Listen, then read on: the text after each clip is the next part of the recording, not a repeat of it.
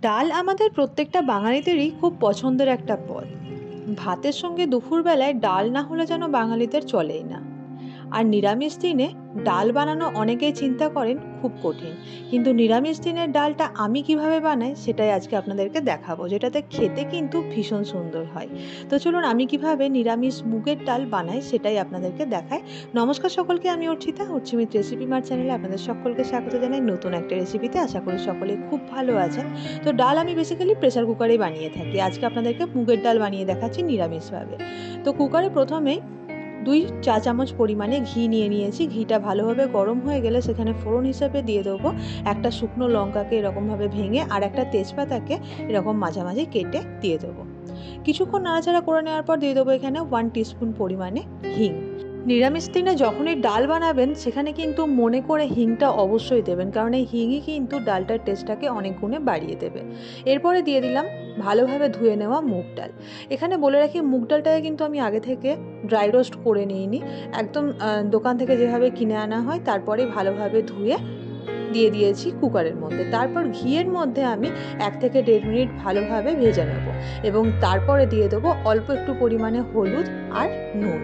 নুনটা অবশ্যই স্বাদ অনুসারে দেবেন।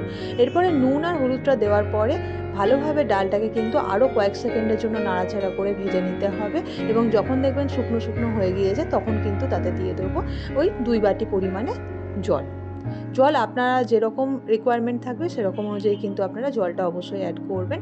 খুব ভালোভাবে জলের সঙ্গে ডালটাকে মিশিয়ে নিতে হবে, এবং তারপরে কুকারের ঢাকনাটা লাগিয়ে দিয়ে মোটামুটি 3টে থেকে 4টে হুইসেল দেওয়া অবধি ওয়েট করতে হবে। মুগ ডাল কিন্তু খুব বেশি সেদ্ধ করার প্রয়োজন হয় না, ওই 2 থেকে 3টে ম্যাক্সিমাম 4টে হুইসেল দিলেই ডাল খুব সুন্দরভাবে সিদ্ধ হয়ে যায়। আর আমি মোটামুটি 4টে হুইসেল দিয়েছিলাম, দেখতেই পাচ্ছেন ডালটা কিন্তু খুব সুন্দরভাবে গলে গিয়েছে। তো এবারে একটা বাটি নিয়ে বাটির মধ্যে ওই সেদ্ধ হয়ে যাওয়া ডালটাকে দিয়ে দেবো। এবারে অনেকে কি করেন, ডালটা আগে সিদ্ধ করে নেন তারপরে ফোড়ন দেন, সেটাও করতে পারেন, সেটাতেও কিন্তু খেতে খুব সুন্দর হয়।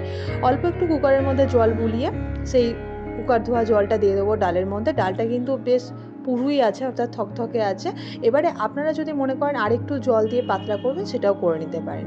ভালোভাবে জলটাকে ডালের সঙ্গে মিশিয়ে নিলাম। ওপর থেকে একটা কাঁচা লঙ্কা দিয়ে দেবো, এবং দিয়ে দেবো 1 চা চামচ পরিমাণে ঘি। নিরামিষ মুগ ডাল কিন্তু একদম তৈরি হয়ে গিয়েছে। আর নিরামিষ দিনে এভাবে একবার মুগ ডালটা বানিয়ে দেখতে পারেন, খেতে ভীষণ সুন্দর লাগবে, যে কোনো রেসিপির সঙ্গে খুব ভালো পেয়ার আপ হবে। তো অবশ্যই এভাবে একবার ট্রাই করবেন। ভালো লাগলে লাইক শেয়ার করতে ভুলবেন না। প্রথম এসে থাকলে চ্যানেলটি সাবস্ক্রাইব করে পাশে থাকবেন।